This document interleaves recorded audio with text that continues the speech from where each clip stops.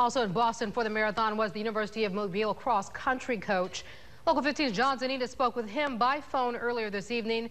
John, this isn't his first Boston Marathon, but he did notice something was different before the race even started. He really did, Kim. He noticed bomb-sniffing dogs at the start line, people on the roofs who appeared to be spotters. This was all before the marathon even started. He's never seen security like that at a race, and he's been in plenty of them. He said they even made announcements on the loudspeaker saying it was just a training exercise. His wife was sitting in one of the seating sections by the finish line where one of the explosions went off. She thankfully left her seat to meet up with him after he finished the marathon.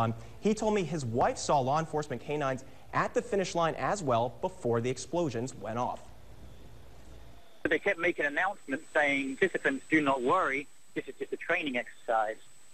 Well, evidently I don't believe they were just having a training exercise. I think they must have known, they must have had some kind of threats or suspicions called in. I've run in some of the biggest marathons in the world. I've run in London, in the Washington, D.C. one, Chicago, and I've never seen anything like that before a marathon. Now, Coach Stevenson says he heard two explosions, saw the big white cloud of smoke, and started running away with his wife. He told me he and his wife are okay and that they were evacuated to their hotel.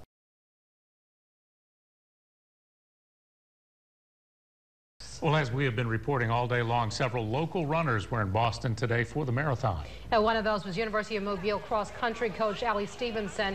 His wife was sitting in the stands where the bomb went off just moments before the explosion. Local 15's John Zanita joins us now. John Stevenson is really a veteran marathoner racing all over the world. He says he noticed something a little different before today's race. Well, he did, Greg. He noticed a lot more security before the marathon, much more than he'd seen at any other marathon, including bomb-sniffing dogs, spotters on the roofs, and loudspeaker announcements saying it was just a training exercise. But city law enforcement officials have said there were no credible threats before the race.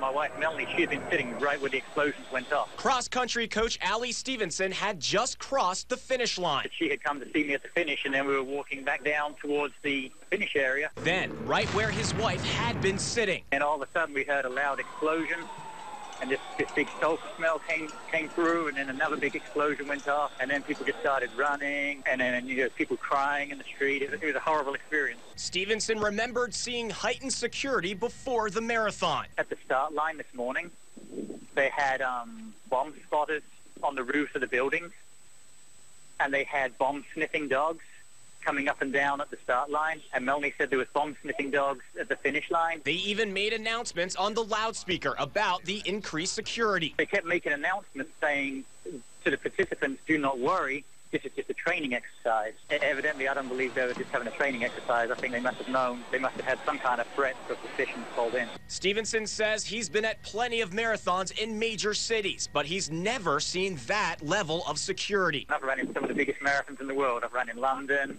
in the Washington, D.C. one, Chicago, and I've never seen anything like that before a marathon.